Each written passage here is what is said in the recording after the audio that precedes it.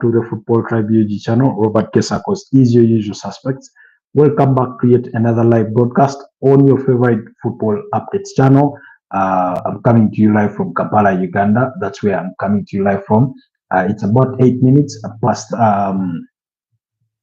It's about 8 minutes past the hour of 11 p.m. East African time.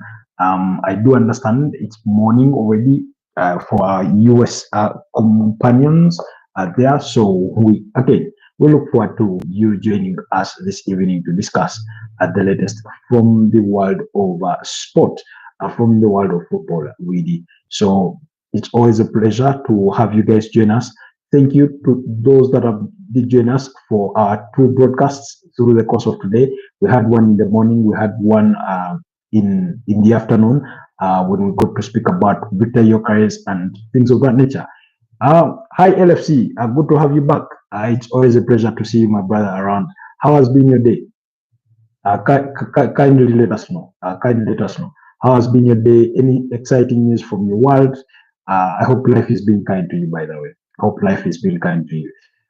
So plenty of news making the rounds.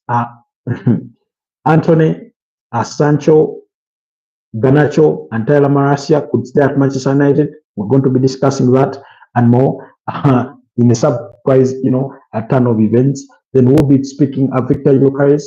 Liverpool still waiting for Newcastle to open that can of worms, to open that door before they can make a move for Alexander Isak. We know about their interest, so we'll get to expound on that in the course of this broadcast. So, yeah, it's good to be back, really. So, allow me to have our audio tested before we get into the thick of tonight's conversation. But it's been a pleasure, really. Thank you so much to our new community members, those that have recently joined the channel. Thank you for helping to grow our community. It's really impressive to have you guys around. To have you join us, and yeah, the usual suspects. You went to amusements. Wow, looks like you're enjoying your summer. But it's good. It's all good. My day was good. It was a bit sunny and rainy a bit down in Kampala, but it's been a good day. It's been also a bit of a tiring day, given what I've had to do through all that. So. Wow, good to know that your day was lovely. Mine was a bit of a tiring one. I went to bed very late, woke up very early to do our morning broadcast, then did other things, and then of course jumped in for our lunchtime broadcast. And yeah, we did that one because there was a shift or in developments based on what we had discussed in the morning. Because in the morning we had discussed that Viktor Gyokeres was set to undergo his medical this evening in the UK, but there was a departure from that. Thank you so much. I'll get that. Given that we are heading into the weekend, I'll definitely get some rest. But that notwithstanding, we'll be here tomorrow morning again to do our routine, a broadcast for the morning. But then we have Sunday. Liverpool is in action against AC Milan tomorrow. That game I think comes at around at 2:30 East African time. So there's plenty to look forward to in the weekend. So we won't forget that as well. Anyways, it's all good. So like I said, we will kick things straight off with Viktor Gyokeres. And the reason that's why we did that, last time our broadcast is because there had been a shift in what we had reported earlier on in the morning, because the earlier expectation was that the player would undergo at least the first part of his medical today when he does when he arrived later in London, and indeed he has arrived in the UK. My guess is it's about 9 p.m. right now, East African time, but he did arrive this evening. You're going to watch a Liverpool versus AC Milan match. Are you going to watch it live, or you'll be watching it on your TV? So yes, the player has arrived in London, but the medical was pushed to Saturday because that final, written official permission came in perhaps slightly a little late, as opposed to what Arsenal would have loved, or perhaps even what the player would have loved. But nonetheless, oh, you'll be watching it from home. Okay, I thought you're going to be live at in the Singapore National Stadium. to enjoy Ugo Tike, to enjoy Florian Beats and Milos Kakes and Jeremy Frimpong and all the others. Anyways, it's all good. It's all good. I'll also be following the game online for my screens. That's the expectation. So we will try and follow the updates from that game. Hi, Emily. Good evening, Emily. It's been a while since we last had you on the broadcast, Emily. When you one who first comment on your videos, yes, I do remember you, Emily. I do not forget my people. Thank you for joining us this evening. Kindly like the broadcast, guys.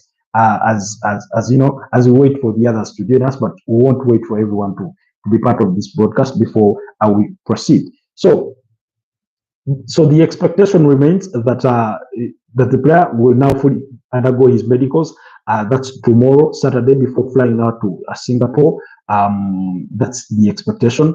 But like I said, earlier reports had suggested that he would undergo at least the first part of his medical this evening, having already arrived in London, and he's already said his goodbyes, if any, to whoever he needs to say goodbye to from the Sporting Lisbon side. Perhaps sending a text message to his fellow players here and there. But because we know the sort of disrepute that there was between him and his bosses at Sporting CP. Then also, we got to speak about the shirt number that is chosen, the legendary shirt 14, and that kind of thing, really. But for all intents and purposes, I mean, it's been quite the saga. I think arguably it's been the transfer saga of the window so far. We could see another one because the transfer window still has another 5 weeks to go. So I can't rule that out. But so far, I think this has been one of the longest transfer sagas we've had in this transfer window, given the sort of twists and turns that is taken until full agreements were reached for the player to officially join Arsenal. It took ages, even when they reached a total agreement on everything. It looked like it was taking ages for Sporting Lisbon to review the documents, for Arsenal to also review the documents and things of that nature. But it's all done and dusted. We're simply waiting for that medical to get done. I do not expect that the player will fail his medical, although in the history of football, it wouldn't be remote to think that a player can fail their medical. They can indeed fail their medical, but as of now, the expectation is that the expectation is that he will pass his medical and be announced as an Arsenal player. So the medicals will be conducted on Saturday, and after that, he will quickly fly out to join the rest of the team, because Arsenal on Sunday play Newcastle. That game will come a little too soon for him, but then he will be part of that squad to fly out with them to Hong Kong, where they will play a game against Tottenham Hotspurs, the first London derby in a preseason friendly. So that game will be played in Hong Kong, and that will be on Thursday, July 31st. So it's all good. I do not know, but for those of you that are on X, I'm sure, or even other social media platforms, I'm sure you've seen some of those videos that are making the rounds of the player, arriving in London with his agent, and they were welcomed by Andrea Bata and boarded that Mercedes black van that they usually use, and that kind of thing. LFC says you're excited about Gyokeres. Maybe yes. I think I'm excited, but I think my excitement has been much fueled by the Arsenal fans as opposed to me being heavily invested in it. And the reason as to why I say Arsenal fans is because I've seen the way they followed this transfer, how they literally, quote unquote, celebrated every small step, positive step that this transfer saga has taken. Then also, I've sort of fallen in love with the fans already embracing, his signature celebration move, and they're already doing it. I saw Miles Lewis Kelly also doing it. If you know Robbie Live of AFTV, it's one that he's done, I do not know, multiple times. Charles Watts, another Arsenal journalist, has done that. So that excitement from within the Arsenal fan base is perhaps, I think, what has fueled my own, appreciation of this transfer as it is happening. So let's just wait and see.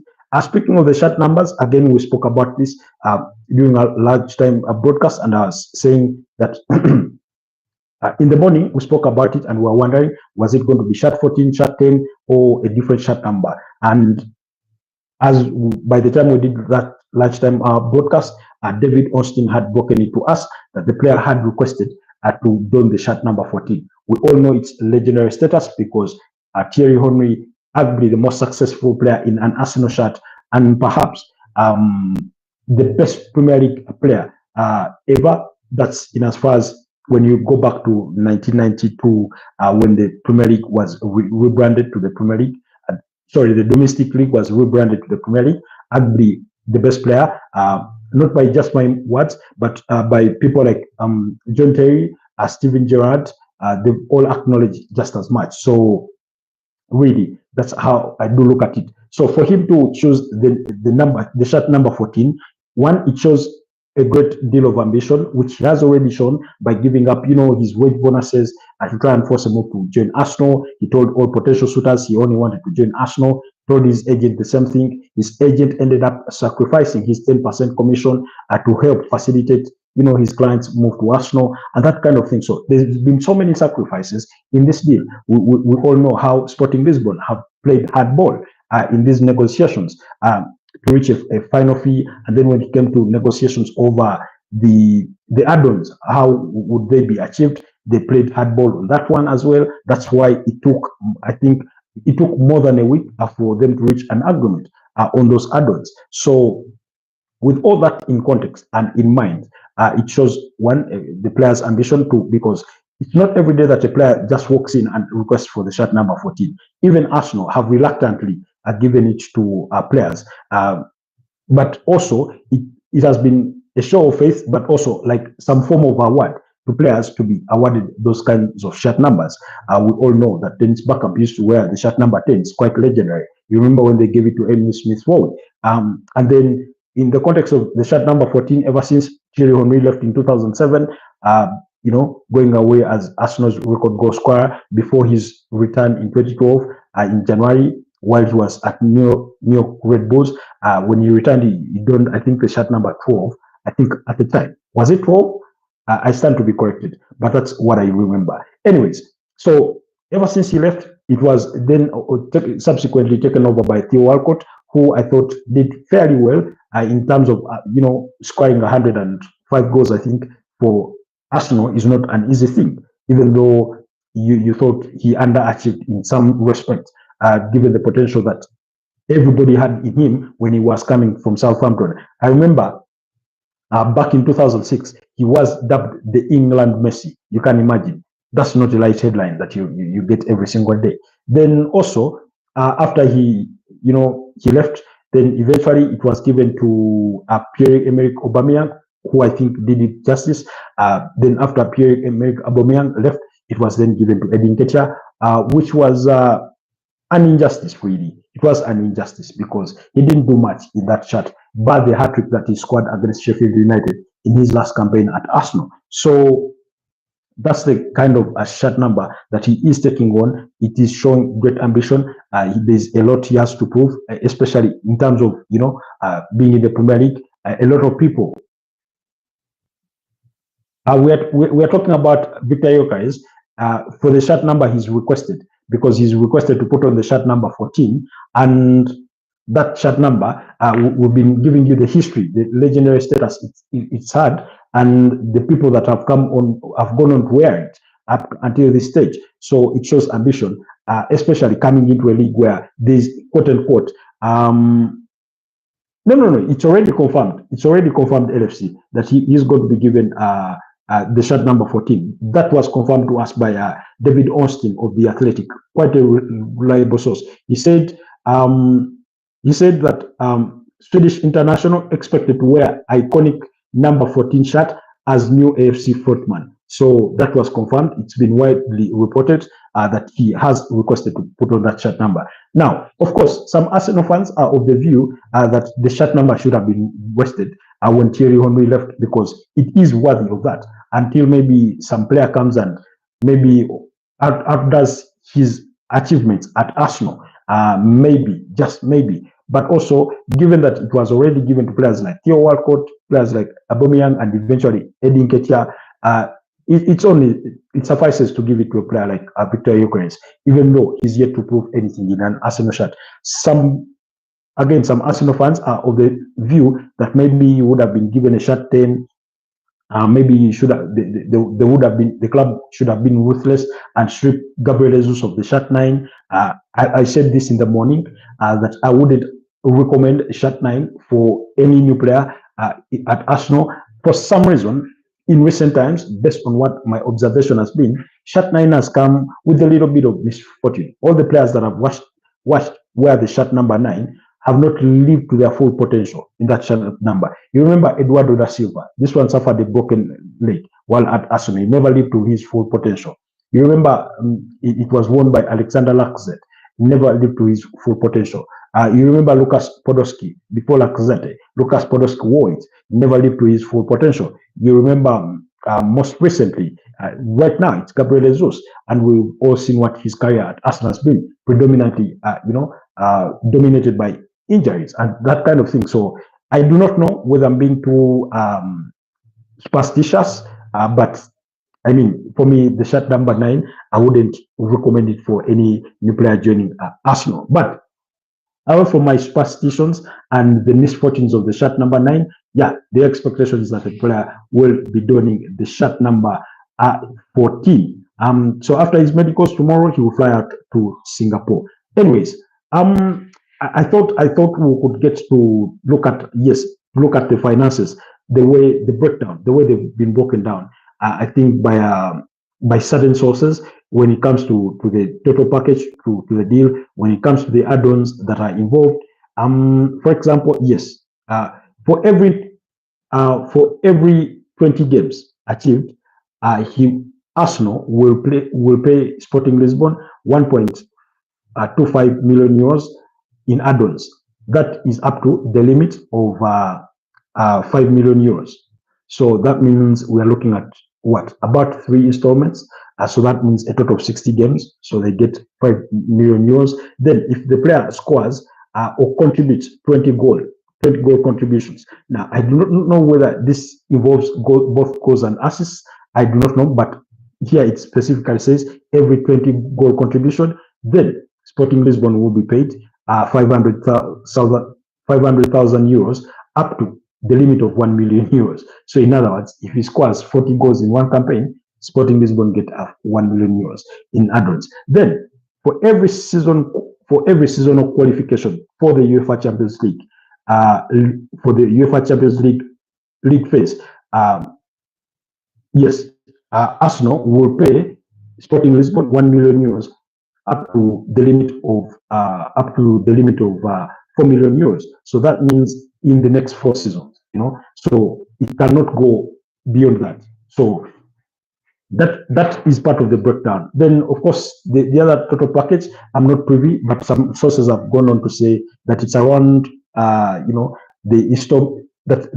the guaranteed fee is going to be paid in installments. But all I can say is congratulations, Arsenal fans. You're close to the finishing line with this Viktor Gyokeres deal, a player that many Arsenal fans wanted, while others were of the view that the club should sign Benjamin Sesko, although part of the reason, according to the Athletic, as to why, Arsenal walked away from the Benjamin Sesko deal is because RB Leipzig were asking a little too much for a player that they thought is still way down in his development and that kind of thing. So anyways, quickly, let's leave Viktor Gyokeres deal at that and discuss a bit of Manchester United. Now, when it comes to Manchester United, things are happening in ways that none of us had hoped, or they're not so far going according to plan, given what the expectations had been coming into this transfer window. Now, according to Ruben Amorim, he says they have to be very careful with the kinds of players that they do sign. And he went on to say, he was speaking about the unwanted players, in the Manchester United framework, and that is Jordan Sancho, Antony and Garnacho, as well as Tyler Malacia. Of course, Marcus Rashford has already left. He was speaking about those players, and he said that If the club does not receive the right transfer fees for those players, then they will remain as Manchester United players, and because they are Manchester United players, they will be reintegrated back into the squad. And which I thought it feels a little bit of PR. Really, that's what it does feel to me. But you can never rule out anything. You can never rule out anything. So this is what he had to say. We need to be very careful when we sign players. If we start the season with this squad, I'm happy. Now, I do not, I do not know. I sense a bit of discontent in that statement. He says we need to be really careful when we sign players. What does he mean? They need to be careful. I mean, because being careful is not overspending. Does it mean not signing players that he doesn't want, or being quick in getting players that he's requested for? What does he mean exactly? It sort of left me, lingering, left my mind lingering on what exactly he meant. Then he goes on to say that if the transfer window were to end here, that means if the season was to start with this squad, he is happy. I'm not sure he's being honest with that, but I remember, I think it was it Jamie Carragher? No, I think Gary Neville is the one that warned him about being too honest with the media in regards to his feelings about Manchester United. So again, is he really happy, or he would have loved a striker, would have loved the midfielder and perhaps a goalkeeper? I'm just thinking out loud. Good to know that you're still here, LFC. So then when he was asked about Sancho, Antony and Garnacho, he said if they reach a point where they have to join the team, they will join the team because they are our players. If the club doesn't get the right price, they will stay. I'm ready to receive the players. Now, I do not think this is entirely in his hands, really. And I do understand why he's made such a statement. Reason being, and hear me out on this one, while he has the ultimate decision to decide that they should leave, I think if Man United do, and this is a big if they do find themselves at the end of the transfer window and they've been unable to move on these players, basically they cannot freeze them out. Because once you freeze them out, you further drive down their price valuation, which means by the time you get to sell them in 6 months, that's in January, then whoever was worth maybe 40 million euros could have gone further down to 20 million euros because they've not been played. You've frozen them out to the reserves. You've had them play in the under 21s or under 20, in the under 21s or under 18s, that kind of thing, it wouldn't look good. So in this particular case, I do understand, particularly for PR reasons, it's the correct thing to say, but also in the work that Man United are unable to move on that cohort of players, then his hands will really be tight, because they'll say at least use them as substitutes, maybe give them cup games, which do not come many, especially in the first half of the season, bearing in mind that Man United are not in Europe, but also it would cause a bit of disruption in that squad. But again, even if it causes disruption, Man United will be in a very, very bad position because, like I said, if you do not play them and you want to freeze them out, you drive their value significantly down, and it doesn't help for their finances. So I sort of understand why he has made those statements. So do not be surprised if Sancho, Garnacho, and Antony end up staying, as well as Tyler Malacia, because the market so far has proved that it is not easy to move on players as many had hoped, or most Manchester United fans would have loved it to be. Anyways, away from that, quickly, Samuel Lino to Flamengo is here with verbal agreement in place with Atletico Madrid. Total package is 24 million euros, 22 guaranteed, and 2 million euros in expected add-ons. So he joins Danilo, Jorginho, Saul Niguez, as well as Emerson Royal to have joined this summer for Flamengo. Then quickly, let's go to Liverpool. And the reason as why we go to Liverpool particularly is because they do have that game against Bukulu Steven say, my friend Steve says, why will Chelsea why will Chelsea win the Premier League? In other words, Steve here is a Chelsea fan, and he's saying already he's guaranteeing that Chelsea will win the Premier League. Now he's asking us why he thinks they will win the Premier League. Well, they have a very good squad. That's what I'll say. Of course, the few positions where they could improve, especially the goalkeeping position, because I get the feeling that Robert Sanchez, although he's a good goalkeeper, he's not a top goalkeeper. He's not a tier one goalkeeper. He's oftentimes inconsistent.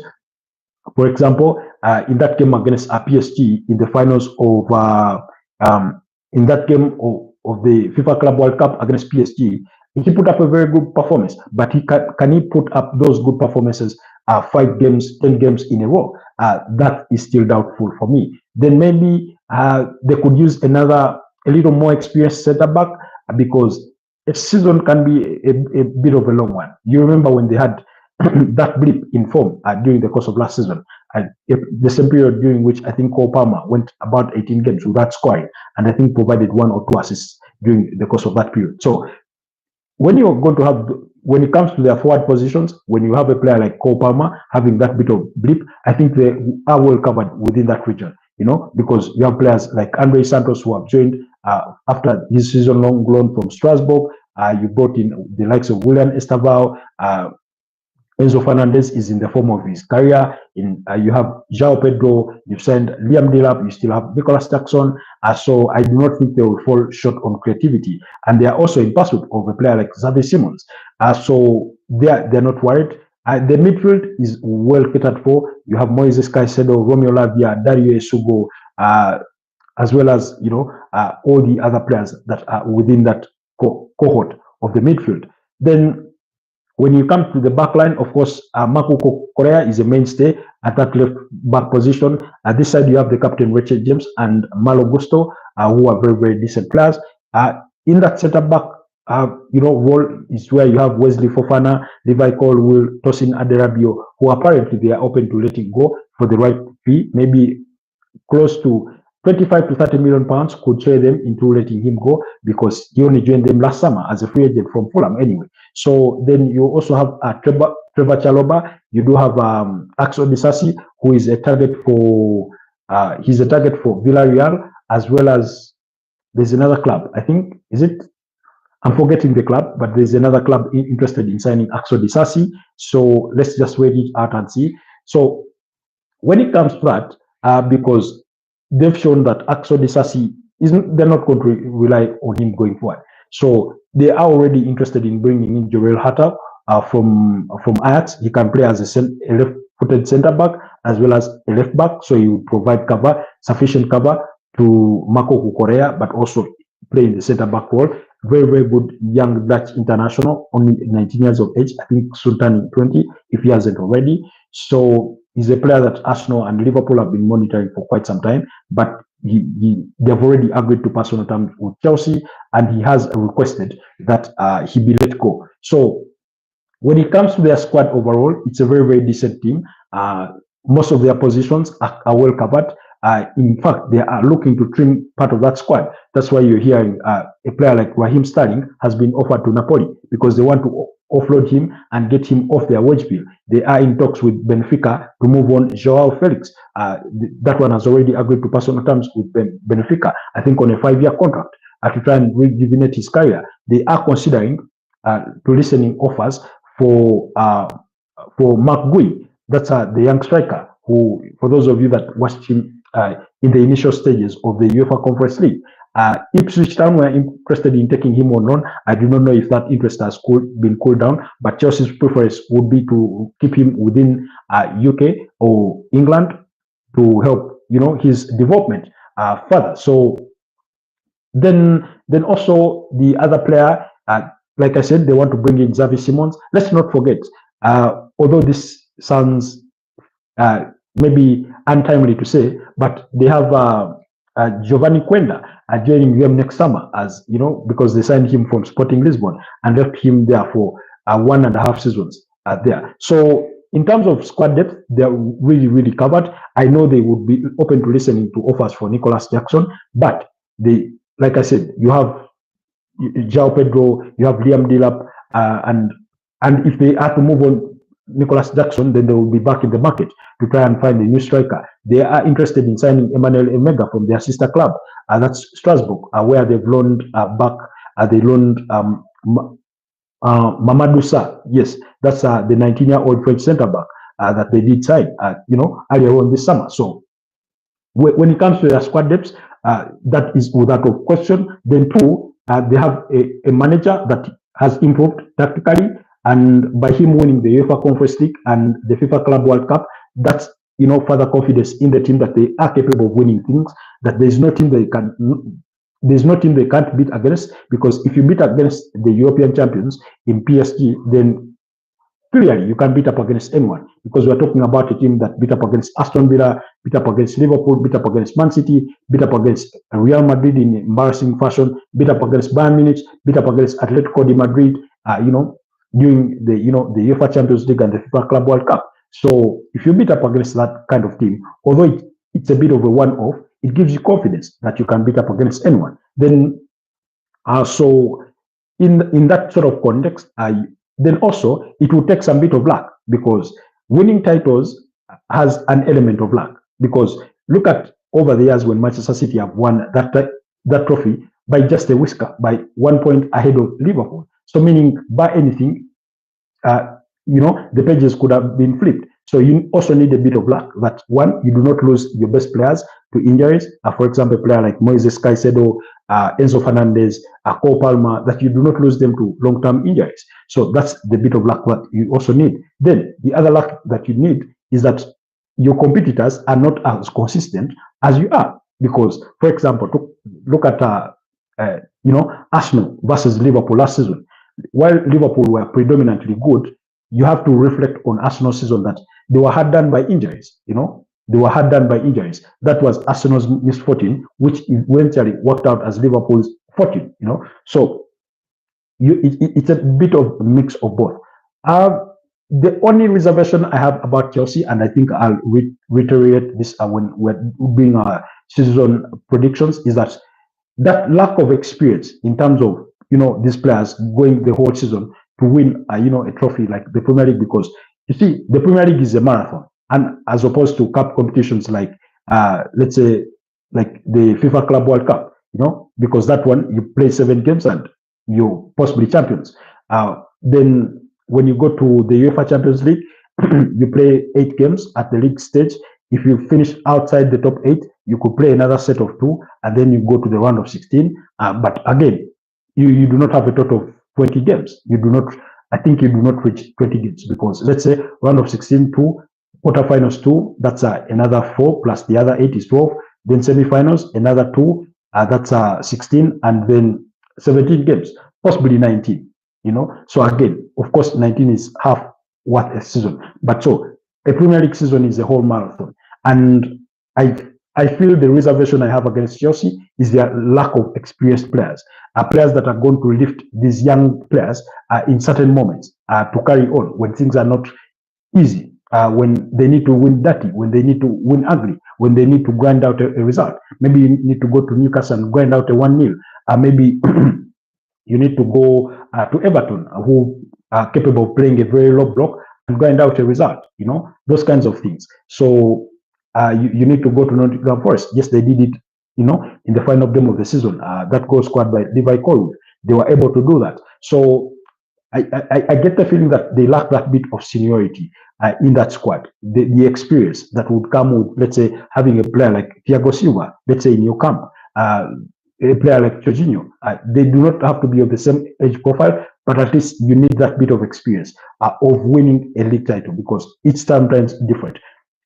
If you want to know how it can be, go look at Carlo Ancelotti's catalog of league trophies in comparison to the Champions League, especially when he's at Real Madrid. I think he won only 2 league titles, but he won for them 4 UEFA Champions League titles. And for me, that's always been a criticism for him. When he was in the French league, that was maybe a totally different conversation. But also, you remember he won the UEFA Champions League, I think in 2007 with AC Milan. Then also, so yes, he won the league title with Chelsea also in 2010, but look at that Chelsea squad. It had James Lampard, it had Salomon Kalou, Didier Drogba, all John Terry, Peter Cech was still there. All those, very, very experienced players that had won it before, by the way. So that would be my reservation about Chelsea winning the Premier League next season. But let's hope for the best. Then quickly, let's turn back to Liverpool. Liverpool, like I said, they were in they flew to Hong Kong. That's where they were first. But that game is expected to be in Singapore. Correct me if I'm wrong, LFC. But my expectation is that it is in Singapore. That game against AC Milan that they do have to play tomorrow. What kind of team should we expect? Again, my expectation is that the manager in Arne Slot will be trying to test out, a different format or how he would want his team to play going forward or into the new season, given the kinds of players that they've been able to sign. Let's say when you look at Hugo Ekitike, I do not know whether he will be available to play, but it's what we want to see. How does Florian Wirtz fit with Alexis McAllister, with Dominic Szoboszlai, Ryan Gravenberch in that mix, Mo Salah, Cody Gakpo. Of course, the expectation is that Luis Diaz could leave the club and join Bayern Munich, although that deal is yet to be wrapped up. So he has to show us that he's going to get to figure these things out. And how he gets to show us that is by testing things out, to say, how do I assemble my team against an AC Milan? Because AC Milan gives you a good test match. Kayode Ogdeji, good evening, my brother. Good to have you on the broadcast. Kayode joins us from Nigeria. He's an Arsenal fan. Good to have you on the broadcast. So when you look at Liverpool's games, for example, that they've played during so far in preseason, they played against Preston North End. They beat them by 3-1. Darwin Núñez, Cody Gakpo, and I think Conor Bradley were the goal scorers in that game. And then they played another friendly behind closed doors against Stoke City. Darwin Núñez scored a hat-trick in that game. Then Federico Chiesa scored the other goal. I forget who, but there was a youngster that scored the other goal in that game, which was the fourth goal of the game, I think. So we are waiting to see. Of course, Mamadashvili could get another test out in a Liverpool jersey. Of course, Alisson Ramsdale-Becker will continue to be the number one, as always. But Mamadashvili will be a very, very good backup goalkeeper for Alisson Ramsdale-Becker. So there's nothing to worry about that. Then when you look at that Liverpool midfield, and now the player like Florian Wirtz can play as a number 10, can play as a false 9. You remember when Jurgen Klopp was deploying Roberto Firmino to play in between Sadio Mane and Mohamed Salah, and for him, he wasn't hell-bent on being really, really the goal scorer. He was more, creating the right moments for these other two to be the main goal scorers, and for many, many seasons, they were scoring goals, more goals than he did. In fact, his best season, I think he scored 15 Premier League goals. That's Roberto Firmino. So Florian Wirtz can be deployed in that kind of sense. He can be deployed in that as a false 9, but also as a 10. He can also be deployed on any of the wings. One, he has the dribbling skills, he has the pace, he has the quick eye or the quick sight for a good pass, and he gives you that advantage. So let's wait and see how he will, deploy him. Now, the big question in the Liverpool's context is if they were to go in the market and sign Alexander Isak, which, according to multiple reports, Alexander Isak prefers a move to Liverpool. That's where he would want to join. He doesn't want to hear anything with the Saudi Pro League clubs, even though they may want to make a move for him. Earlier when I was on with Rodrigo Hara, Madrid star, and you were saying Real Madrid are interested in Alexander Isak. I've not had any of those reports, but I wouldn't be surprised if Real Madrid were also interested. So if Alexander Isak were to join Liverpool, while it makes them a much better team, it would sort of shift the dynamics because it definitely then would mean that you can't play Florian Wirtz as a false 9 for as long as Alexander Isak is fit to play. And then that also means that one, Hugo Ekitike is a bench player, or you deploy him on the wing. But again, It doesn't come every day that you have a 79 million pound player on the bench, really. But Darwin Núñez has been there equally because he's failed to deliver. Anyway, let me read some of your comments. Steve is asking, if I may ask, which experience did Leicester City have when they won the Premier League in 2015-2016? A very, very good question and good reflection on history when it comes to winning the league title. I believe, and this is what I said also as part of submission, that you need luck because it's not just about how good you are. When you look at that Leicester City team that won the Premier League title, I think they won it with a tally of 81 points, probably the lowest, I think, in the last 10 years in the Premier League. Two, you remember how the chasing park in Arsenal and Tottenham Hotspurs collapsed. You remember Tottenham Hotspurs going on to lead in that game against Chelsea by 2-0, and then Eden Hazard, I think, even came off the bench and scored a brace against them. So, yes, they did not have the kind of experience in terms of winning, but also I thought, one, they had luck. Two, the misfortunes of the chasing park. But their players, some of those players, in terms of overall age profile, they were not the youngest squad, really.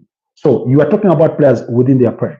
Players like Riyad Mahrez, players like N'Golo Kante, players like what was his name? Morgan something. The dark-skinned centre back who used to wear their armband. You had a player like Robert Huth with Premier League experience, not in terms of winning it, but he had been at Stoke City for quite some time. The goalkeeper Kasper Schmeichel did come with a certain level of experience, being the Danish, national team goalkeeper, and that kind of thing. Ozak, I think it was Ozak, that Asian player that used to play for them up front. So you had Jamie Vardy scoring in the goals, but like to them, what did not work, their advantage was one in their luck, but also the misfortunes of the chasing park. For example, the other example I can give you is when when last season was starting, many would have hoped. I do not think there's many people that had predicted that Liverpool would go on to win the Premier League title because Arne Slot was just coming to the UK. Premier League is difficult. We didn't know how he was going to fit in the team and how he was going to fare. Was he going to have a drastic change in tactics compared to what Jurgen Klopp had done? And then he sort of took everyone by surprise. And then guess what? Manchester City were falling off the wall. All it took was Rodri to suffer that ACL injury against Arsenal, I think around October, and then Manchester City fell apart. So they were not really competing. Arsenal got their injury problems, and they also had a very thin squad as compared to that of Liverpool. So in a surprise way, Liverpool ran away with it, But in terms of the experience of winning the league, those Liverpool players had the experience, had won it in 2020. But the manager, being new in the Premier League, how many managers have come in the Premier League and won it for the first time? Not very many. Antonio Conte being one of those, by the way, So not very many, really. So they are outliers. They are outliers, really. They are outliers. I can't say it can't happen, but I like I said, it's only my reservation in that context. But thank you so much for that submission, Steve.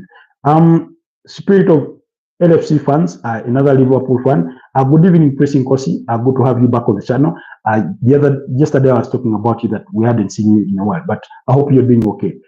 Spirit of LFC says, hey, how is the going? Blessings, greetings, and respect. Like, comment, share, subscribe. Thank you so much. You'll never walk alone. Truly understand. You're wonderful, fantastic, honest, and humble person. Thank you so much, LFC. Liverpool need McGahey. Konate makes mistakes. I think that's what you meant. Gomez always injured. Now, okay, let's speak about Liverpool's backline. One, Liverpool are willing to listen to offers for Joe Gomez. He's been at Liverpool, I think, for the past 1 decade, but very, very good player, but often, like you put it rightly, he's oftentimes injured. Then Ibrahim Konate, he's been offered a new contract, but he's yet to, reach an agreement with the club to put paper on that. Yes, they're interested in signing McGahey, but they are unwilling to meet his current valuation that is believed to be around 45 million pounds to 50 million pounds, when the player has already entered the final year of his contract. It's a situation that we talked about on this channel before, that under ideal circumstances, Liverpool would be okay keeping a hold of Ibrahim Konate, see out the remainder of his contract, if they can convince McGahey to do the same at Crystal Palace, to say, stay at Crystal Palace, see out the remainder of his contract, and join us as a free agent. Ibrahim Konate will be exiting, will give you a wonderful, a sizable sign-on fee as a free agent, and will be a key starter in our team. But, that's all wishful thinking as well, in part. So, because Crystal Palace want to sell the player, remember they turned down a 55 million bid from Tottenham Hotspur in January, because they wanted to sign McKay, and he stayed there. So Liverpool are interested in the player, but they are waiting for Crystal Palace to relax their valuation on the 24-year-old, Eagles captain. Then Ibrahim Konate, you say he makes many mistakes. I do not think he makes that many mistakes. I do not know. I've not watched Ibrahim Konate in every single game, but for all the games I've watched him, he's a very, very solid defender. I remember, I do not know if, allow me to use the example particularly of Arsenal. Every time Arsenal has played Liverpool, Gabriel Martinelli used to trouble Trent Alexander-Arnold so much. So what Jurgen Klopp did in his last season, and what Arne Slot equally did, was to tell Ibrahim Konate to tilt to that side of the defense and help out Alexander Trent-Arnold. So every time they would get past Trent Alexander-Arnold, Ibrahim Konate would be the immediate body that they would find.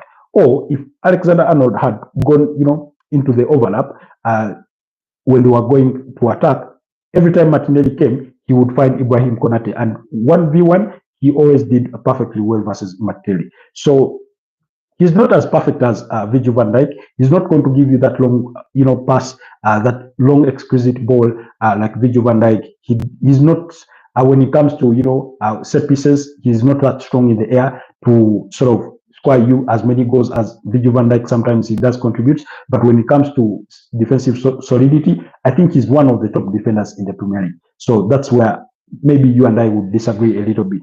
But every defender is prone to mistakes.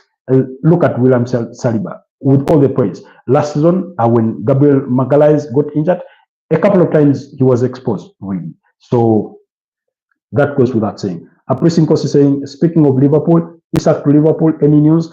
Not much news, because Newcastle have not yet opened that door. The player has expressed desire to leave.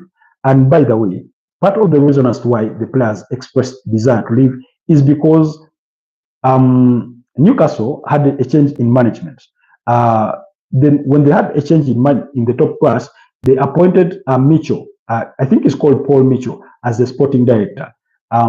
Yes, they have Darren Ells as the boss. I think CEO role kind of. So he appointed Paul Mitchell, and when Paul Mitchell came in, Amanda Stevelli and Madad Godosi, I think those two had left the club. Now, by the time they left the club, that was around July. They left in July. But in March, they left in July 2024. But in March, they had promised Alexander Isak and his camp that they would offer them an improved contract. Now, when Paul Mitchell comes in as sporting director, he assesses the situation and says, look, the player is still has 4 years left with his current contract. There's no need for us to try and rush and, implement that promise. And by the way, those were promises of the Premier's management. Maybe I'm not saying he said that specifically, but I'm thinking out loud here. But it did not rub Alexander Isak the right way, and his representatives. And if you followed the conversation in recent weeks, it has come out that apparently he is demanding £300,000 per week if he is to extend his contract with Newcastle. I do not think the relationship between Newcastle and the player is that broken that it is irreparable, but he's not handed in a transfer request. He's only simply asked that he explores his options, in the transfer window. And Liverpool are the only team that have formally written to Newcastle before to express their interest in signing Alexander Isak. So do not be surprised if you wake up one morning and you're hearing the player has renewed his contract. That's if Newcastle can revisit those earlier, gentleman's agreements. And the reason as to why Paul Mitchell, by the way, decided against handing him a new contract, because he's already one of the best players at the club, is because the club's PSR situation wasn't any good. I've told you this before. Last summer, they had to let go of a player, a very exciting player in Yankuba Minte, who they sold to Brighton and Hove Albion, just to stay compliant to the profit and sustainability rules of the Premier League. They almost sold Antony Gordon to Liverpool, but that deal, eventually did go through. So, in regards to Liverpool's interest in Alexander Isak, that's an open public secret. But Newcastle so far maintain the player is not for sale. So once Newcastle open that window to say we are willing to listen to offers, or this is the valuation of the player, then Liverpool can make an offer and try to negotiate. Now, multiple reports during the course of the day have gone on to suggest figures around 150 million pounds, 120, 130, and even north of that. And I've said this before. If, let's say, Alexander Isak, if it boiled down to money and he was open to joining the Saudi Pro League clubs, those clubs wouldn't hesitate to pay even 180 million pounds to sign him and put him on whatever wages he may want. But at the moment, he doesn't want to go to the Saudi Pro League. He would prefer to stay in Europe. Now, in Europe, how many clubs do you think can afford 150 million pounds? There's not many of them. Even 130 million pounds is quite high. Now, the clubs that are able to afford that kind of figure, I'm not sure many of them are willing to make that kind of financial outlay, especially in this transfer window. For example, Man United have already said we do appreciate the player, very, very good player, but we can't afford him at the moment. Chelsea have apparently been ruled out. And for me personally, I do not want to write off Chelsea, because the way Chelsea buy players, it's like they are buying tomatoes in the market. So I do not want to rule them out entirely. You never know. Chelsea can always surprise you with the last minute offer. You remember when they signed Moises Caicedo? Liverpool were leading that race. They had made a bid of in the excess of 100 million pounds. And then Chelsea came in at 115 and they won over the player. So can Liverpool afford the player? This was the topic for us last night, by the way. Can Liverpool afford Alexander Isak? And the simple answer is yes, because when it comes to the profit and sustainability rules, they still have a bit of wiggle room to play in. That's one. Two, the previous summer and in January, they did not sign that many players. Last summer, they only signed Federico Chiesa for 10 to 12 million pounds from Juventus. Then they signed Mamadashvili, the goalkeeper from Sevilla, and left him out on loan. But also, when you look at their total financial outlay this summer, while it may look high, remember, all that transfer fees is not payable in a single go. I've cited the example of Jeremy Frimpong, a modest 35 million euros, because that was his revenue cost. But the agreement that Liverpool have with Bayer Leverkusen is to pay that money over a period of 3 years. So those are costs that spread out, during a certain period of a player's contract. Same situation with Hugo Ekitike. Remember, he signed a 6-year contract. His total package is 69 million pounds as guaranteed fees, plus 10 in expected add-ons. So let's take the 69. How much of that is paid upfront? Plan Vix, the most expensive deal that Liverpool have done, 100 million pounds as guaranteed fees. I was reading some reports suggesting up to 8 million pounds to his parents as agent fees and whatever the case. But again, all that 100 million pounds is not paid in a go. So even if Liverpool are to go to Newcastle and try and negotiate a deal, I do not think the final figure would be the most difficult thing for the two parties to arrive on. The most difficult thing would be to agree to a payment structure. That would be possibly the most difficult thing. Because, for example, if let's say Newcastle insists that, okay, we're willing to let go of the player at 130 million pounds on condition that you pay us 80 million pounds upfront, it could be the breaking point. If Liverpool say we only have 50 to offer upfront and maybe we'll pay the balance in 2-3 years time or even 4 years time, depending. So, but the simple answer is they can afford him. So you buy a player like Alexander Isak, put him on a 5-year contract. When it comes to the profit and sustainability rules, compliance, you spread those payments across a 5-year period, the length of the player's contract. So if you do sign him at 130 million pounds, and let's say he signs a 5-year contract, let's do the simple math here, divide by 5. That means per season, you'll be paying an average of 26 million pounds. which is quite affordable. So when it comes to affordability, Liverpool and some other teams within the Premier League can afford that. Man City at this point are not interested in signing a player like Alexander Isak because they do have about Erling Haaland. But I would assume if they didn't have Haaland, they would be in for a player like him. Now, the other thing I mentioned is that it felt like there's a bit of bad timing in Alexander Isak's news. One, it has come at a time when Arsenal have agreed on a deal for Viktor Gyokeres, when Chelsea have signed Joao Pedro, signed Jamie Gittens, they're pursuing Xavi Simons, and all the other exploits in the market. Then Liverpool have just signed Hugo Ekitike, and had this news come much earlier in the transfer window or at the tail end of the last season, then probably the situation would have been much, much different. And maybe even there would have been a bidding war within the Premier League ranks. I'm thinking here, Arsenal, Chelsea, Liverpool would have been at a bidding war for a player like Alexander Isak. So, yeah, you've heard that Liverpool offered Newcastle 130 million pounds, but they want 150. That is, for now, that's speculation. And I do not want to rule it out entirely because sometimes they're what we call informal conversations. For example, we know that Liverpool are interested. So perhaps somebody within the Liverpool negotiating teams or ranks would maybe make a call on the other side, just to probe, just to, to sort of dip their toe in the waters to see how cold they are, to test it out and say, do you think if we came in with 130 million pounds, that would be an acceptable offer for you guys? And the other person could say, no, but it would get you to start a conversation with Newcastle, So I do not want to rule it out entirely, but officially from, all the multiple sources, the most credible sources that I'm following in as regards to this deal, no official bid has been made yet because Newcastle have not yet opened that window. Because, like I said, Newcastle are also in a very strong position regarding this very player because he has only entered the third last year of his current contract. So his current contract runs until June 2028.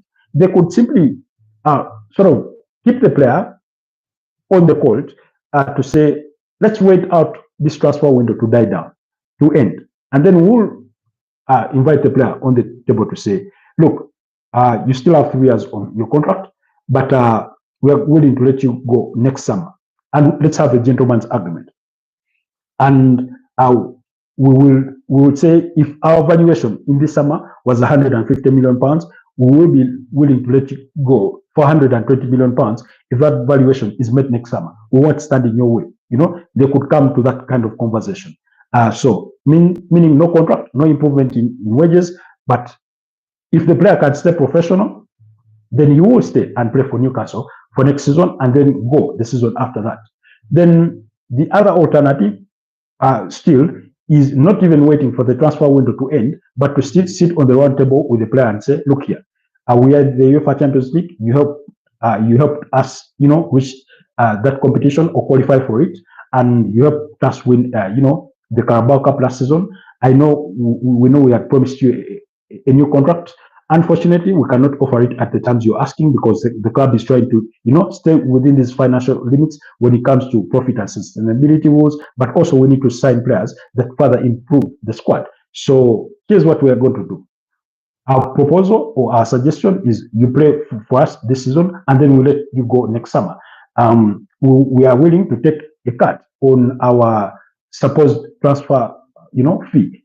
Similar to what Viktor Gyokeres had with Sporting Lisbon, that sort of gentleman's agreement. Never mind that Sporting Lisbon reneged on that agreement, but it was a departure of 10 million euros. It wasn't that significant because his release clause was 100 million euros. So Newcastle can equally entertain that kind of conversation and they stay with the player. So let's not rule out the player staying at Newcastle. Steve says, I've always been disappointed in Saka for not exiting Arsenal. His chances of not lifting a trophy keep increasing as long as he stays at that club. I think it's a sad reality that many Arsenal stars have faced over the years. Sex Fabregas spoke about that. By the time he left, that was 2010. He didn't speak about it at that time, but this was after retirement. He said he felt that he was giving his whole both physically, mentally, and emotionally to the team, and yet the team were not signing players to improve them, to improve the squad to try and win trophies. And he felt that a lot of burden lay on his shoulders. You remember he had also been promoted to being captain at the time. So, and he was right, but also Arsenal were in the kind of period where they were still paying off those stadium costs. So they needed to take that kind of direction. In the context of Bukayo Saka, he's only what, 24 years of age? So he still has 2 years left with his current contract. And this is a conversation, again, we've had before on this channel. And I did say that if Arsenal do not win any major piece of silverware in the next 1 or 2 seasons, some of their biggest assets in terms of players will want to leave, because they will say, we've given it our all, it just hasn't happened for us, and we'll look to move on. But also, let's not forget this, that sometimes players can be committed to a particular club. You remember Steven Gerrard, all in his prime. At one time, Real Madrid wanted to sign him, and he chose to stay at Liverpool. You remember Frank Lampard at Chelsea. At one time, Real Madrid attempted to sign him. He chose to stay. So sometimes you also have those outliers of players that will say, I'll stay and play for this club all my life. So Gerrard did it at Liverpool. You remember Marco Reus at Borussia Dortmund. He did that. When Bayern Munich came and signed Mario Götze, they also wanted to sign Marco Reus. He chose to stay with the club. So there's that bit. But I do agree with you in certain respect that the longer he stays at Arsenal, maybe the lower his chances become that they win a major piece of silverware. However, they are building towards that, at least because you see, such players or players of that caliber are also encouraged by the kinds of signings or recruitments that the club does. For example, and I've said this in the context of Brentford and in the context of Newcastle.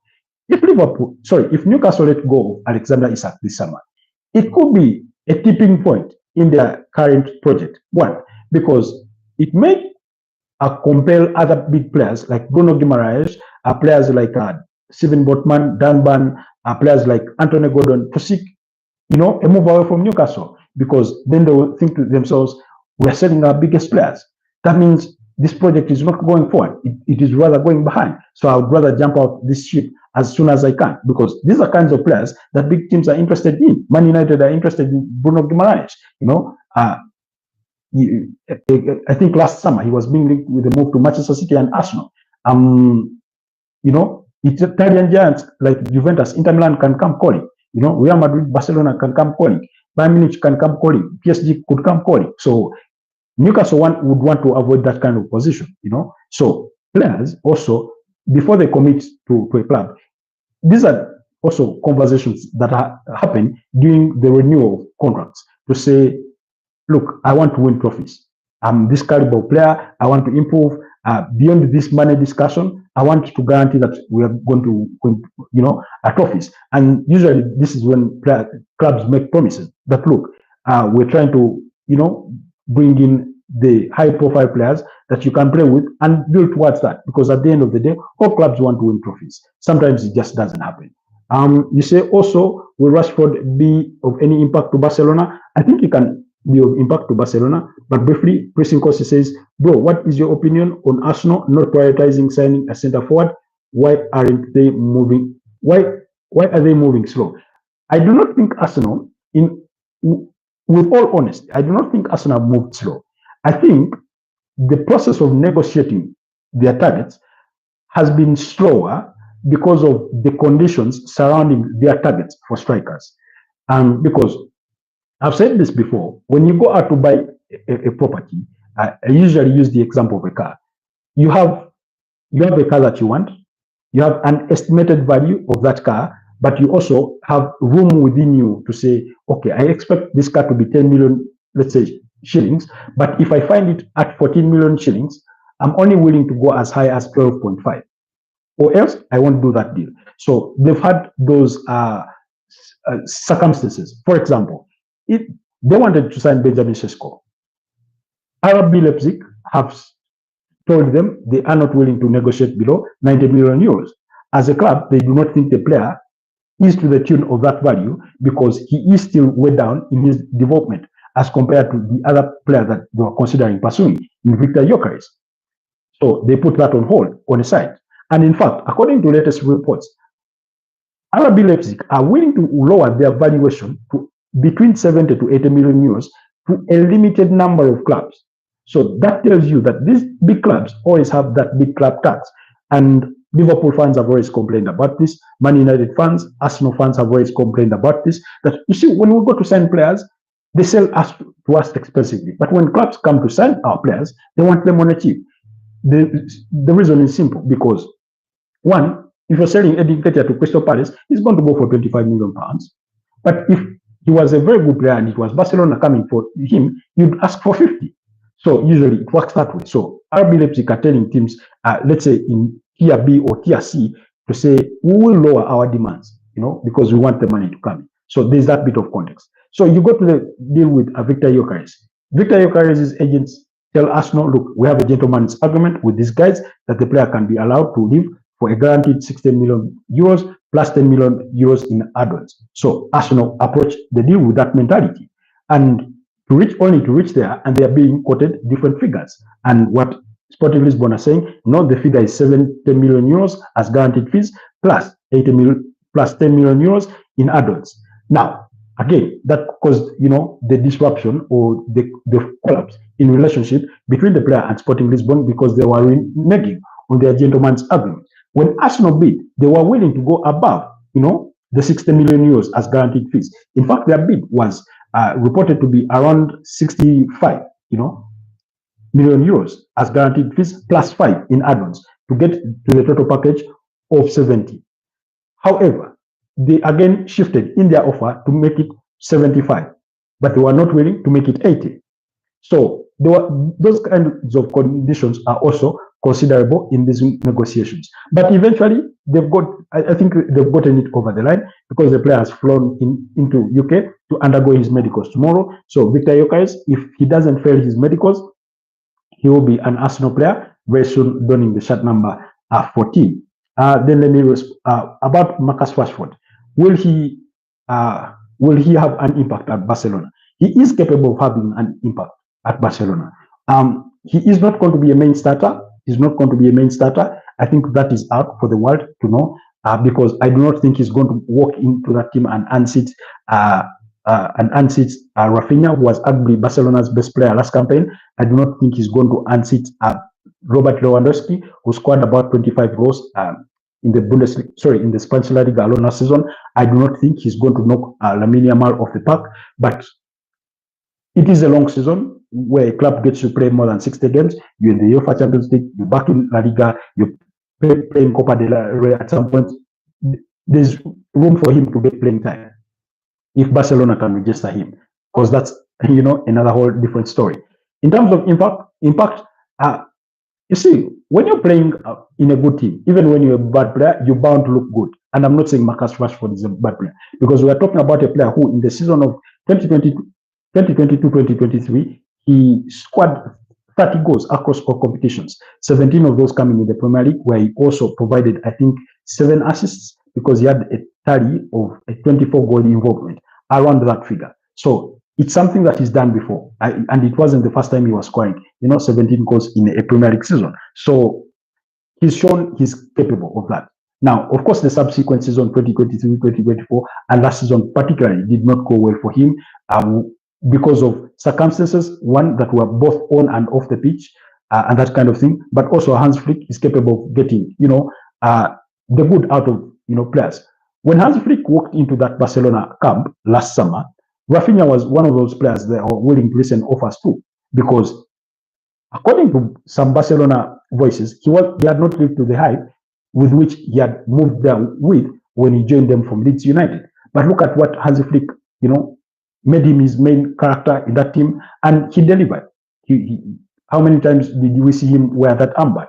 He delivered. He lived to that pressure and delivered. So Marcus Rashford is capable of having an impact at Barcelona, but let's just wait and see, because you see, it's not just about being a good player. And I've given the example before of Claudio Pizarro. He joined Chelsea in 2007 from Bayern Munich, and he was a very good player. But I think he scored only 2 goals in about 21 appearances for Chelsea, and things did not work out. They loaned him back to Werder Bremen. So they loaned him to Werder Bremen, where he did very well. And after 2008-2009 season, he was signed permanently to Werder Bremen. He did so well that he ended up returning to Bayern Munich.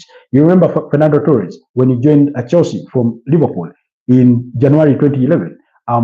He was a very decent player. I think he had scored about 65 goals in about 110 or 105 appearances for Liverpool. He went to Chelsea, and I think in about 110 or 120 appearances, he only scored about 25 goals or 20 goals for them.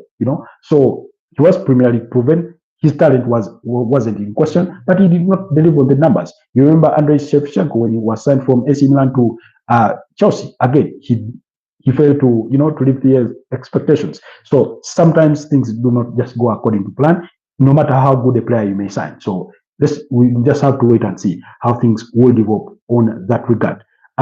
Prince was responding to Steve saying Marcus Rashford is a good player. He will prove a lot of people wrong, especially Manchester United fans. Let's hope it goes according to plan that way. Is Viktor Gyokeres going to join Arsenal? Is it a here we go? Yes, Prince Nkosi, it's already here we go. All paperwork have been approved on Sporting Lisbon and Arsenal side, as the player has flown into the UK to undergo his medical tomorrow ahead of completing that a move. We did get reports that apparently the player broke into tears alongside his family when Andrea Bata called them to inform them that the deal was as good as done, complete in terms of club agreements. And like I told you, he has requested to wear the shirt number 14. So that deal is going to be finalized in the next couple of days. Possibly gets wrapped up even tomorrow. Once he gets done with the medical, he's expected to fly out to Singapore and join the rest of the squad the way Christian Mosquera did. So that deal expected to be done unless the player fails his medical, because it has happened before where I think locally here, I think it was Mike Mutiama that was joining a certain club and he failed his medical. So that is there. You say congratulations to the Arsenal family. I'm sure you're happy. Like I said, LFC was asking me, was telling me I'm excited about Viktor Gyokeres, and I was saying my excitement about Viktor Gyokeres is coming more is induced by the excitement of Arsenal fans. Because for me particularly, I oftentimes have reservations, even on some of the biggest signings, in regards to whether they will live to those expectations. Because I think, looking at football in an objective perspective, I think I've been disappointed one too many times when it comes to signing players and they do not live to their full potential. You remember, as an Arsenal fan, I remember when we signed Marouane Chamakh. He was, one of the best strikers joining us from Bordeaux. You remember when we signed, I think, Olivier Giroud. That was in 2013. Again, I think he failed to live to his full potential, and part of the reason as to why, by the way, Arsenal failed to win the 2015-2016 Premier League title was because of Olivier Giroud. Now, you remember Arsene Wenger went and signed Mesut Ozil in 2013, and we're saying the icing on the cake would be for us to get a very, very top striker. You remember when Arsenal tried to sign Luis Suarez, when they made that bid of £40 million plus one to quote unquote activate the release clause. So every time he never signed the striker, I knew we were going to fall short, and eventually it came back to bite us, and things of that nature. Because I remember the amounts of chances that Mesut Ozil created for Olivier Giroud, and he still couldn't score 20 goals in a Premier League season. I think he ended with 16 goals that season. Which striker or centre forward would you prefer to sign? I think I would have preferred Alexander Isak, if I'm being honest. That's the player I would have preferred. One, because he's a player that I started watching when he was still at Real Sociedad. He wasn't scoring too many goals, but I looked at his play and I said to myself, there is a future star in this kind of player. I saw a lot of potential in him at the time. And big teams slept on the job, because after the 2021-2022 season, I think he had scored maybe only 11 goals in the Spanish La Liga that season. So those numbers weren't really, really convincing. And big teams slept on the job. And that's how he ended up at Newcastle for north of £60 million. And in his debut campaign, he's made 22 appearances, scored 10 goals, and provided 1 assist. That campaign that was hampered by injuries. Then the subsequent season, 2023-2024, made 30 appearances, scored 21 goals, and I think provided 3 assists, giving him a 24 goal involvement. Then last season, 34 appearances, 23 goals, and 6 assists. Now, you can imagine Alexander Isak, with all his pace, with his dribbling skills, good in the air, good at drifting back, to try and, carry the ball from a much deeper position, and all his attributes. I imagine him in a team that is capable of creating multitudes of chances as compared to Newcastle, that rarely plays with a low block, that he would thrive in that kind of team. Because even though he has his injury issues, a player that can afford playing for you 30 to 34 games in a season, I think even if he were to play 30 games in a season and score 25 goals or 27 goals, I think that would be enough to take Arsenal to the next step, or to maybe help them, overcome that jinx of finishing second and probably lift the Premier League title. So that would have been my ideal signing. So the same way, I think, while I do appreciate Rodrigo Goes as a very, very good player, I have certain reservations, because I've seen Brazilians come to the Premier League and be fairly good, but not good enough, because sometimes good is not good enough. I've seen it with Fred at Manchester United. I saw it with Anderson at Manchester United. I've seen it with Gabriel Jesus at both Man City and Arsenal. I saw it with I think it was Giovanni. I saw it with Lucas Moura at Tottenham Hotspur. I saw it with Robinho Robson da Souza. I mean, he was such a brilliant player, Robinho, when he joined Real Madrid. Very good, dribbler. Julio Baptista, for those of you that do remember, he had a stint at Arsenal, also played for Real Madrid, and I think, was it also Villarreal at some point? I stand to be corrected. But yeah. And how would you feel if we sign, if he signs with Liverpool, Alexander Isak? Again, if you want to know how I would feel, just go to the channel. Under the video section, there is a video that we did in which the headline says that Liverpool, we are trying to explain. Let me try and see if I can read for you the title. It says why Liverpool should break the bank to sign Alexander Isak. And one, let me speak with two voices on this one. As an Arsenal fan, I'll be disappointed that he has joined Liverpool. But as a football fan primarily and an objective follower of these events, I would be happy for him. But what would that mean is that Liverpool want to dominate the Premier League. They want to dominate the Premier League, and signing a player like Alexander Isak would give them that opportunity to be dominant in the Premier League, to dominate the Premier League the way Manchester United did it between 2007 and 2013, during that period of time when they won, I think, 5 Premier League titles, including 3 consecutive ones in 2007, 2008, and 2009. Then it would give them a chance to dominate the Premier League like Manchester City have done in recent times, So, because you sign a player like Alexander Isak with all the loads of chances that Liverpool are capable of creating. Look at Liverpool in the counter-attack. 1, 2, 3 passes, and they're in the final third, and Mohamed Salah is running at you. He's scoring, he's providing an assist. Mohamed Salah provided 18 assists last season. 18. Now you can imagine when he's not playing alongside Darwin Núñez and he's playing alongside Alexander Isak, because he provided 18 assists. Look at all the chances that he created that were missed opportunities by other players, So I feel that Liverpool would go on to dominate the league. Of course, depending if it works out well. But that would be my anticipation. That would be my prediction, that at least for the next 3 to 4 years, Liverpool go and dominate the Premier League, and not just the Premier League, by the way. It could propel them back into winning back the UEFA Champions League. I mean, they won it in 2019. What's it not to say that they go and win it even back to back? Having seen Real Madrid do it, or having seen Barcelona win it twice in a space of 3 years.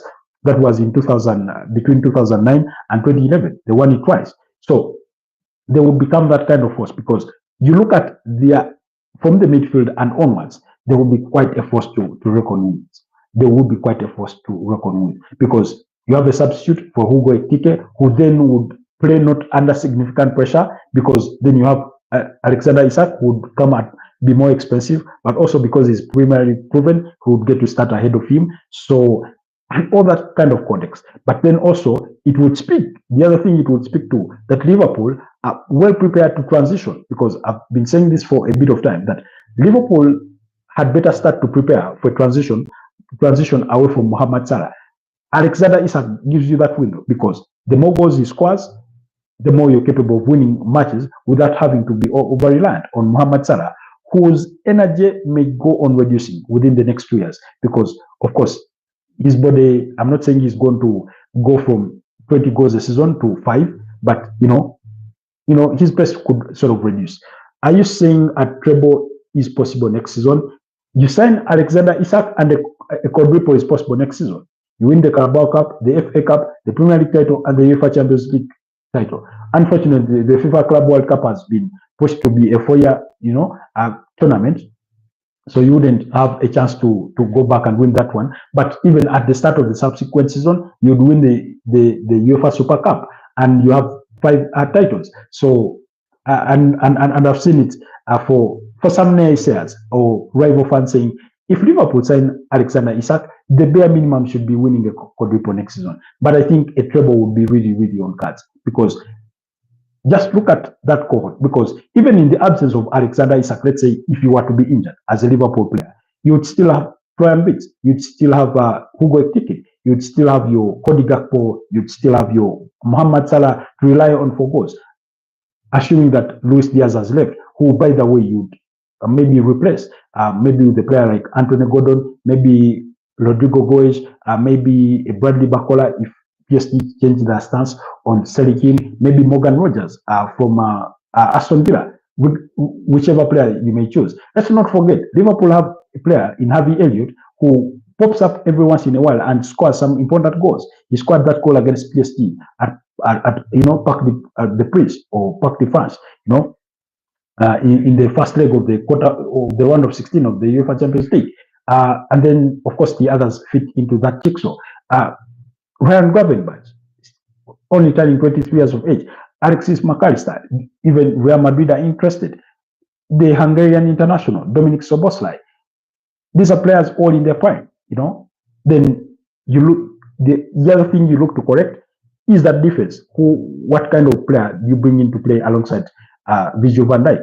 Maybe that's the fix. And then you also would need a backup midfielder to Ryan Gravenberch. And because I feel that if, let's say, you lost Ryan Gravenberch to a long-term injury, while Wataru Endo can get the job done, a season can be a little too long.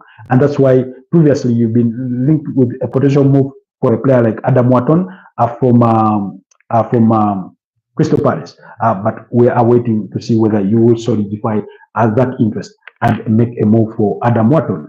And then, so when I review Liverpool in that context, then clearly they can go on to be dominant. And not all the time. I've seen Jeremy Frimpong, very, very exciting prospect when he goes into those forward positions. I think he could stand to be even more exciting than Alexander Trent-Arnold when it comes to providing assists in that respect. But let's wait and see. Let's wait and see how everything will turn out eventually. Otherwise, it will be quite exciting to be a Liverpool fan. The way it is already exciting to be a Liverpool fan. But I imagine that situation where Alexander Isak walks in, then I think the Premier League will be calling their what do they call? I do not want to call him a Smith, an Iron Smith, but that whoever that guy engraves the club names on that league or on that Premier League title will possibly be called before even December. So, but let's wait and see. Because while you'll be good, you'd also need a little bit of luck. You always need some bit of luck. Because sometimes this game can be a game of fine margins, the way we saw it when you're really, really pushing Manchester City. That was in 2017, no, not 2018, 2019, I think that trophy was won on a 1-point difference. And then 2020, 2021, or was it that season, or 2021, 2022? One of those seasons. Again, 1-point difference. So the 1-point difference, where I say you need the luck, it could be one bad decision that costs you the title in a Premier League season. One bad VAR decision that sees you concede 3 points as opposed to walking away with maximum points, and you end up walking away with a loss or just a point in a draw. So that's where you also need the bit of luck, because we can never take away the controversy or the underperformance of English Premier League referees. Sometimes they make decisions and you think, did they just graduate from the referees academy or what? So you'd also need a bit of luck in that context, and also luck with injuries, because when you look at Liverpool last season, while they had their fair share of injuries, I think it was not with the players that along whom most that are the spine of the team. Yes, Alson Ramsey-Becker was in and out of the team at some point, but Kelleher was a very capable replacement. Then also remember, in December this year, Mohamed Salah will be going away to play for Egypt in the Africa Cup of Nations that is going to be in Morocco. So let's not forget that. So Mo Salah being away, you'd have Alexander Isak to rely on for goals. You'd have Florian Wirtz maybe playing on that side of the flank, or whichever you may call on to be in that action and that kind of thing. And it will be only for a period of 1 month, for which but the difference is that usually December is a very, very busy period, because it tends to have a congestion of fixtures, because the Premier League is racing to be at the half mark of the season by the time we enter into January. That's why we have matches on Boxing Day, and then we have games on New Year's Eve, and things of that nature, because usually the first weekend of January is an FA Cup weekend. So, and that kind of context. But I still think that you could walk through unscathed if you were able to get a player like Alexander Isak. Anyways, guys, very, very fruitful conversation that we've had, very fruitful discussion and debate that we've had for purposes of today's discussion. Let's look at some of the latest in as far as transfer speculation is concerned. Please, in case I keep checking with my earphones just to make sure that we are still getting a sound, but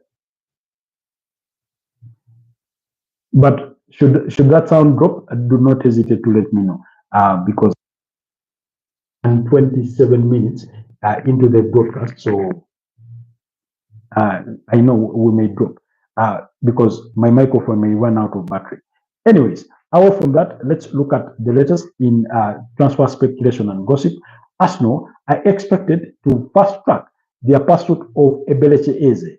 Now, this is according to the Independent's Miguel Delaney. He says Arsenal's interest in Ebelechi Eze ramping up. They aim to move swiftly once Gyokeres is sealed.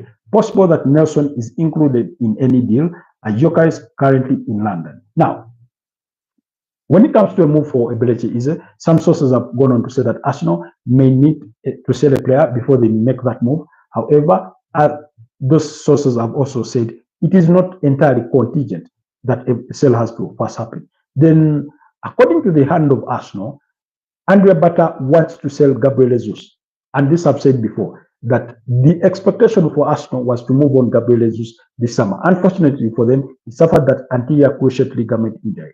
And according to the hand of Arsenal, there's been, conversations or probing from clubs from Brazil, from the Brazilian Serie A. So do not rule out Gabriel Jesus being moved on. For me, he's a very, very good player whose career has been hampered by injuries. The way we saw Vasilik Abdiabe at Arsenal, the way we saw Alan Smith at Manchester United, the way we saw Jack Grealish, the way we saw what's the other player? Owen Hargreaves, those kinds of players. Very, very good players, careers troubled by injuries. That's how I would say about Gabriel Jesus. So do not be surprised if he is a solid player at Arsenal, because Arsenal want to move him on. And among the other players they want to move on is Rhys Nelson, Albert Sambilokonga, Fabio Vieira, and that's the task that Andrea Bata has at hand as he looks to wrap up the Arsenal's transfer business by the closure of this transfer window. So let's wait and see how that situation will develop in the coming days. Otherwise, let's look at the latest from the transfer gossip, from the speculation, from the rumor mill, what did they have to say? Apparently, Newcastle have strong interest in Wolves' 25-year-old Norway forward Jorgen Strand Larsson as a possible replacement for the Swedish striker Alexander Isak. This if decides to leave this summer. That's according to the Express and the Star or the Star. Now, Newcastle are interested in signing Benjamin Sesko and they are pushing. They are trying to convince him to accept a 5-year contract before they move ahead with negotiations with RB Leipzig on a transfer fee. So let's wait on that and see. Then England striker Callum Wilson, 33, has agreed personal terms with West Ham after leaving Newcastle at the end of his contract last month. That's according to TalkSport. While Manchester City have made a fresh approach for Newcastle fullback Tino Livramento, and are willing to pay up to £50 million for the 22-year-old England international. That's according to TBR Football. Yes, Manchester City's interest in Tino Livramento has been well documented. However, Newcastle are reluctant. They do not want to sell Tino Livramento. In fact, they want to give him a new improved contract to fend off interest from Manchester City, according to multiple sources. They went on to report that also they would be willing to quote a very, very high figure in the region of £80 million just to push to fend off interest from Manchester City. But let's wait and see. Then Bayern Munich have resumed talks with Liverpool over deal for Luis Diaz, but the Bundesliga side are yet to submit a second bid for the 28-year-old Colombian winger. The expectation is that they will make a second bid in the region of 75 million euros plus there. That's the expectation. Then also two Saudi Pro League top clubs are interested in signing Antony from Manchester United as a return to Real Betis, where the 25-year-old Brazilian winger spent the last season on loan, looks unrealistic. That's according to Sky Sport. Then England left back Luke Shaw will also listen to offers from clubs in Saudi Arabia as the 30-year-old is ready to quit Manchester United after 11 seasons at Old Trafford. That is according to the Sun. Man United have had a loan bid rejected for the 32-year-old goalkeeper. That's Emiliano Martinez from Aston Villa, while Chelsea have also had a bid of more than £60 million turned down by Juventus for 20-year-old Turkey forward Kenan Yildiz. That's according to La Gazzetta dello Sport. Chelsea, how greedy do you have to be? Now, Kenan Yildiz Kenan Yildiz is a very, very exciting player. For those of you that watched Juventus in the recently concluded FIFA Club World Cup, he was linked with a potential move to Arsenal. However, reports did suggest that the deal was too expensive to make at the moment. But I wouldn't be surprised if in the next 2 or 3 seasons, if he stays on his current form, he is a player that is signed away from Juventus. Then also, Fulham are set to complete their first signing of the summer with French goalkeeper Benjamin Locomote, 34, joining from Montpellier. Fulham are also, by the way, interested in signing Rhys Nelson from Arsenal. Then Everton have added Southampton's 19-year-old English winger Tyler Dibling on their list of targets as they look to strengthen their options in the flanks. Now, Tyler Dibling is a very, very exciting player, one that was glowingly spoken about by his former manager at Southampton. Teams like Man United have been previously linked with a move for him, but looks like nobody is making a bid. The Leeds United have made a bid in the excess of £26 million for Feyenoord winger Igor Paxio, but Roma have joined Marseille among other clubs interested in signing the 25-year-old Brazilian. That's according to Sky Sport. So that's the latest from the world of speculation and gossip in as far as transfers are concerned. There's more to it than just that, but then this is according to Fabrizio Romano that Inter Miami managing owner George Mas on Lionel Messi's suspension says Messi is extremely upset. I'm hopeful it doesn't have an impact on long term. Will it have an impact on Messi perception on the league and its rules? No doubt.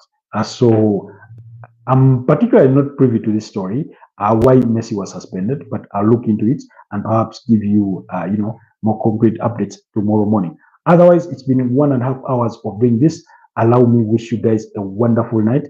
Thank you so much, Pressing Kosi, for being part of tonight's discussion. Thank you so much, my friend Bukuru Steven, there, a Chelsea fan, for being part of tonight's podcast. Thank you so much, Spirit of LFC, fans, Kayode Ogudeji, the Arsenal fan from Nigeria, LFC. Thank you so much, Emily. It was a pleasure to see you back. And every single one of you that liked the broadcast, that made it worthwhile, the discussion, those of you that did follow the conversation but didn't like the broadcast, we do appreciate you. Those that do watch our live broadcast much later after they concluded, we do not take your time for granted. It's always a pleasure. Stay blessed, and I'll see you guys next time. But lastly, before I forget, by the way, if you're interested in some learning digital skills like coding, cybersecurity, and web design, do not forget to check out our friends at Ebo State. They offer in-person and online training sessions for their trainees, and they both in-person and online training sessions, and they help their trainees find jobs in the dynamic digital world post-training. Otherwise, it's been a pleasure doing this with you. Have yourselves a blessed night. Let's do this again tomorrow morning for the morning broadcast. Bye-bye, and I'll see you next time.